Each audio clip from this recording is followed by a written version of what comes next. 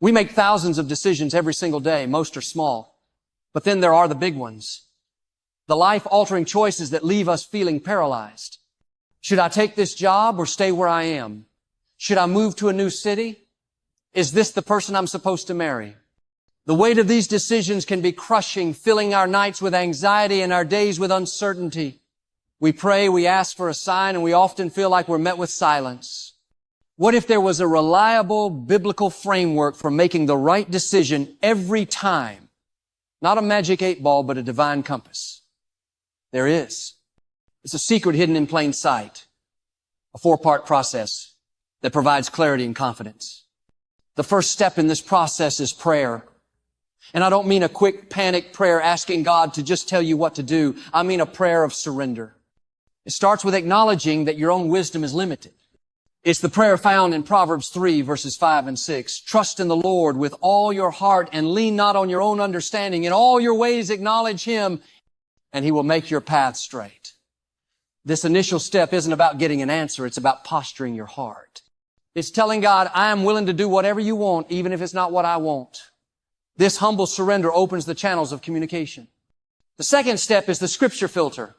Before you weigh the pros and cons of your decision, you must first weigh it against the unchanging Word of God.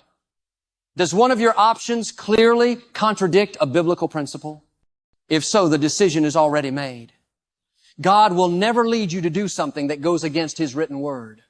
Psalm 119 says, your Word is a lamp to my feet and a light to my path. The Bible is our non-negotiable boundary. It may not tell you whether to take the job in Dallas or Denver, but it will tell you the character of the person you should marry or the integrity with which you should conduct your business. It illuminates the path and eliminates any options that lead into darkness. The third step is seeking wise counsel. Proverbs 15:22 says, plans fail for lack of counsel, but with many advisors they succeed. God rarely works in a vacuum. He places wise, godly people in our lives for a reason. These are not just any friends who will tell you what you want to hear. This is mature, Bible-believing counsel, a pastor, a mentor, an elder, someone who is spiritually discerning and has your best interest at heart. When you present your decision to them, they may see blind spots that you missed. They can confirm a direction you're leaning toward or raise a red flag you hadn't considered. If you are hearing the same wise advice from multiple trusted sources, pay close attention.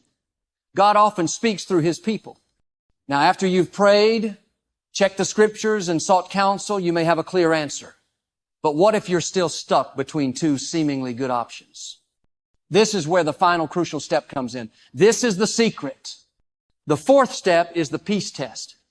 Colossians 3, verse 15 gives us this incredible instruction. Let the peace of Christ rule in your hearts. The Greek word for rule here is brabweto. It's an athletic term. It means to act as an umpire. An umpire is the one who makes the final call. He decides what is safe and what is out. This is the biblical secret. After you have done the other 3 steps, you prayerfully consider each option and you ask yourself, which path allows the peace of Christ to settle in my heart? And which path stirs up anxiety, check, or a feeling of unrest in my spirit? This isn't just a gut feeling. It is the Holy Spirit, our divine guide, acting as an umpire in your soul. Sometimes a decision can look perfect on paper. It makes more money. It has more prestige built in your spirit. There is a deep and persistent unrest. That is the umpire calling out. Conversely, a decision might seem scary or difficult, but when you consider it, a supernatural peace settles over you. That is the umpire calling safe. So let's bring it all together. When faced with a major decision, you first surrender your own will through prayer. Second, you filter your options through the non-negotiable truth of Scripture. Third, you seek wisdom from godly counsel. And finally, you let the peace of Christ act as the umpire, making the final call in your heart. This framework isn't about getting a loud, booming voice from heaven. It's about a quiet, deliberate process of aligning your heart with God's. It's a process that removes the paralyzing fear of making the wrong choice and replaces it with a confident trust that you are being led by the ultimate guide.